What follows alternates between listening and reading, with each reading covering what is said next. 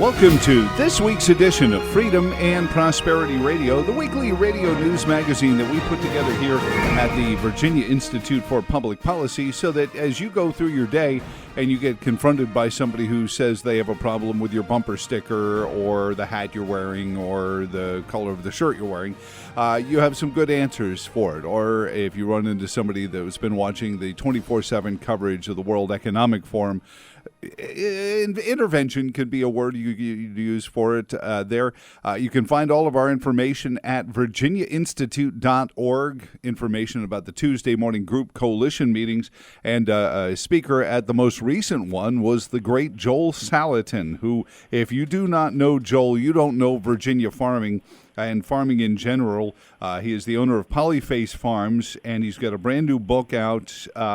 He's going to be a part of the Virginia Rogue Food Conference in 2023. Everything I want to do is illegal. Joel, welcome back to the show. It's been too long. How are you doing, sir? I'm doing great, and I hope you are. Thank you very much. Also, one of my favorite books that actually sits on the shelf behind my desk for everyone to see is The Amazing Pigness of Pigs, and it is a wonderful read as well. Joel, I hope everything is going well on your farm. And I recall the first time a member of the General Assembly gleefully told me that they had just managed to get a bill passed and signed by the governor that gave farmers permission to sell the things they grew on their farm at their farm. And I looked at him incredulously and I said, we needed a law that said that? And he said, well, yeah, it's Virginia. And it began a very bad spiral as I started to find out more about this Mother May I state of Virginia and how it controls pretty much everything we do. And we need, an order from the General Assembly. Has it gotten any better in the intervening 10 years? Not really. In some ways, we can now sell pickles. So we got a pickle bill about 4 years ago. So you can sell $3,000 worth of pickles, and you can sell baked goods and things. So this is one of those things where you would think if you were my neighbor and you came over to my farm, smelled around, looked around as a voluntary consenting adult, we arranged a consensual transaction that we could engage in it without bureaucracy being involved, but that unfortunately is not the case, and so we haven't been able to get that kind of freedom back that we had 100 years ago. We haven't been able to get that freedom back comprehensively.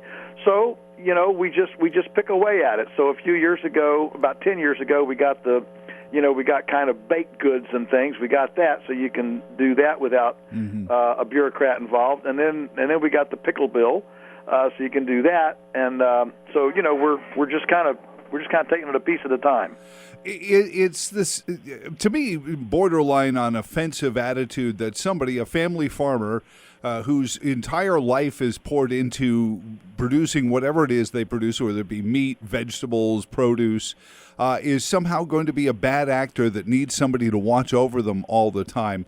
And you're always so pleasant about it. I don't know how you manage to not be agitated more. Maybe you are, and this is just how you process it. Well, right now there's nothing I can do about the laws that we have, but I can try to be creative and either circumvent them or encourage others to to join in the effort to try to get them changed. I remember very well one year there was a pretty comprehensive. From time to time, folks get elected who actually realize this problem. One was Albert Pollard years ago. He was actually a Democrat, but he had a little farm, and he was just incensed that he couldn't sell beef to a neighbor, and so anyway, we've had some pretty big efforts in the past. I remember once I was down testifying in Richmond about one of these efforts to just basically allow neighbor-to-neighbor unregulated, transactions, and the head of Virginia Department of Agriculture and Consumer Services, VDAC, pulled me aside. He said, Joel, we can't let people choose their food. If we let people choose their food, we couldn't build hospitals fast enough to put all the sick people in that were buying bad food. Oh, my goodness. And so not only does that show you a very condescending attitude toward the average consumer, that they're an idiot, but it also shows you a tremendous disrespect toward the integrity of the average, of a farmer. Sure. But the fact is that farmers who do want to sell to their neighbors, we're overly careful. It's the farmers who don't want to sell to their neighbors, and they're fine. It's a big world. I'm fine for farmers that don't want to sell to their neighbors and want to sell through a supply chain that ends up at Walmart. Mm-hmm. That's fine with me. But if I don't want to play on that platform, don't deny me the chance to be able to play on my platform. Well, certainly, because farmers, in a community, you might have something your neighbor needs. I mean, this is the beginnings of social commerce is, hey, I grow eggs. Oh, hey, I have pigs for slaughter. Let's swap. And then, that's commerce just as much as anything is, Joel. Sure. And one of the things that always throws people about Joel Salatin, if you go to lunaticfarmer.com, it's his website there, is that you're very much an environmentalist in the way that I try to explain to everyone that a true conservative is the most environmentalist person out there, because we don't want dirty water and dirty air and clear-cut forests, and certainly no legitimate, honest brokering farmer would ever want those kind of things, or despoiled soil for whatever manner of things have been sprayed on it over the years. And I think the movement is getting a little bit more traction, Joel. I feel that way anyway, that there's more people looking for it. Or is it just that they've gotten better at marketing the idea of organic, farm to table, and it's become more of a sales pitch than a real movement anymore? Oh, no. The desire of the average eater, the consumer, and of course, I don't grow everything that I eat either, so I'm always looking for, clean, authentic sources as well. And the demand for a non-chemical approach is huge. I mean, that's the growth of organics, the growth of farmers markets, the growth of local branded product is huge, because people are exercising their option to look out. The problem is, though, that while you have all this huge demand for something that's not Cargill and Tyson, on the other hand, you have a cultural, bureaucratic, scale prejudicial regulatory structure that makes unfair hurdles for newcomers to join that burgeoning market. And so any regulation, in my view, any regulation that's easier to comply with if you're big than if you're small is an unfair regulation. And so those of us who are direct marketing to our neighbors, we're not playing in the same game as Cargill, Purdue, and Iowa beef packers. We're in a totally different ball game, and having the same rules is extremely unfair. Mm-hmm. Well, and scales up, and we see it in so many industries, Joel, where the regulatory capture becomes the way the big guys keep the little guys from pinching even 1% of their market share. Absolutely. And you say, oh, that seems very craven. Why would they care about 1%? 1% adds up after a while. If you let a lot of Joel Salatins around, that starts to add up after a bit. Yeah, that's exactly right. And the margins in the industry, in the food industry, the margins are so tight that even a 1 or 2% is catastrophic within that market. Joel Salatin is on with us this week on Freedom and Prosperity Radio, owner of Polyphase Farms, keeper of the Lunatic Farmer Online, and host for the Rogue Food Conference. I don't want to get to the end and, well, just start talking about Monsanto, and we'll go from there. And I'll never get a chance to promote the Rogue Food Conference 2023. Now, that's coming up in May, Joel, so give a little plug for what's going on there and how people can be involved. Sure. Thank you so much for that. Yes, the Rogue Food Conference, we've had 5 of them, so this will be the sixth convening over the last several years. And the Rogue Food Conference, you can find it on RFC. Just Google in Rogue Food Conference; it'll pop right up. It was kind of my brainchild years ago. I travel extensively, and I would meet people who were taking these obscene regulatory rules and figuring out how to make an end run. How do we make an end run? It's football season, right? So how do we make an end run around this thing? Yeah. And I just met some really, really clever people, clever ideas. Here's the deal: when tyranny gets to a point, it's actually more efficient for people to circumvent than it is to comply. Sure. When the cost of compliance exceeds reason, then it actually becomes more efficient to simply make an end run. And so I thought, what people need right now, we need to forget this compliance thing. I mean, I get calls all the time. How do I get a license to sell chicken? How do I get a license to sell milk? How do and pot pie and charcuterie?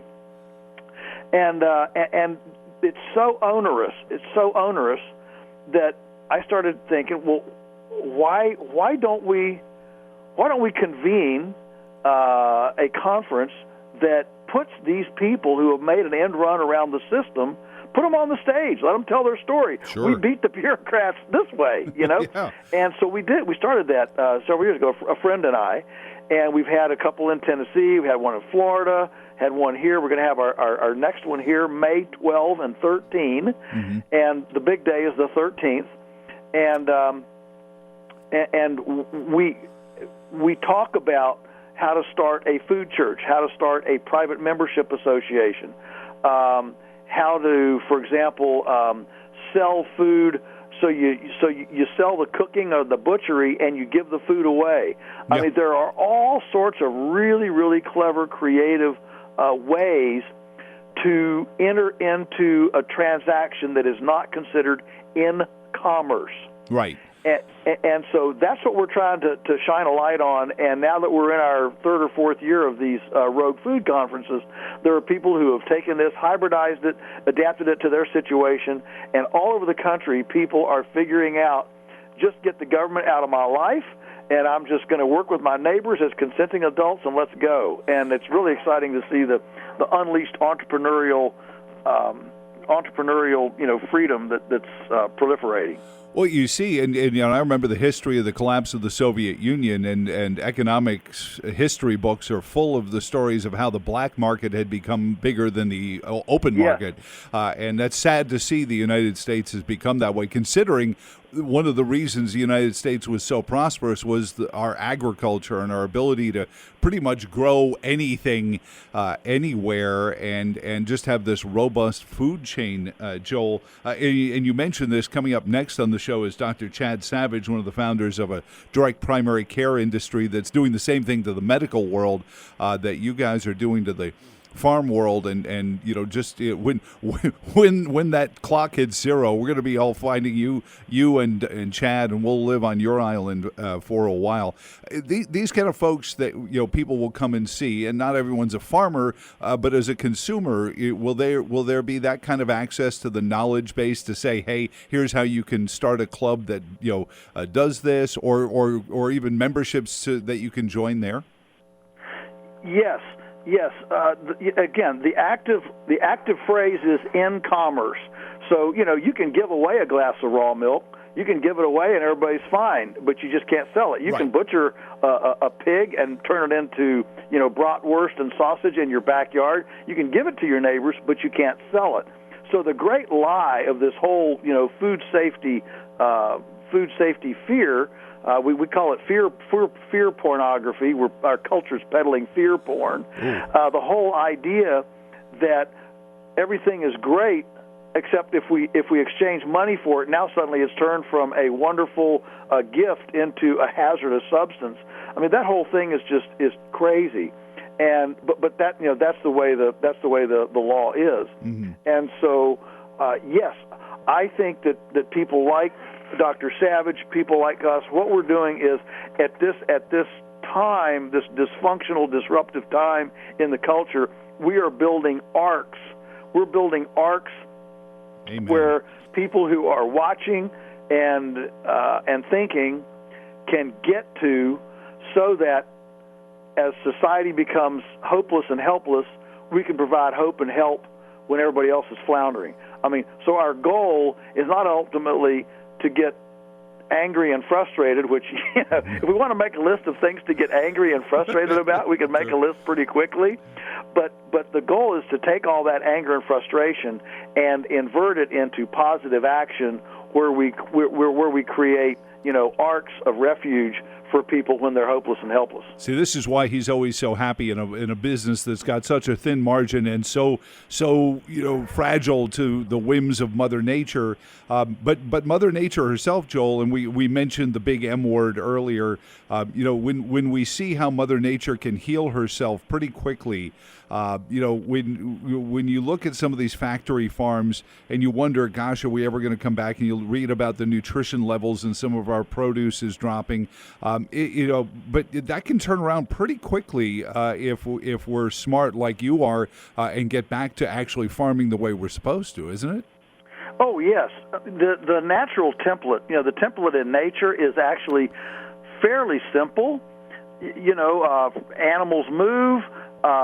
Fertility, the soil is built with carbon, carbon decomposition, not chemical 10-10-10 fertilizer. Immunity builds if you have a healthy habitat, and a healthy habitat is certainly not 20,000 chickens crammed in one house, or 10 square miles of a monocrop like corn or soybeans, all of which are good. Chickens are good, beans are good, corn is good, but the industrial monocrop, monospecies, factory industrial mechanistic farming system is quite militantly opposed to the biological component of this. So for me, the big differentiation here is that we believe life is fundamentally biological, and the industrial system believes life is fundamentally mechanical. And so we're always about how do we create a biology that functions well.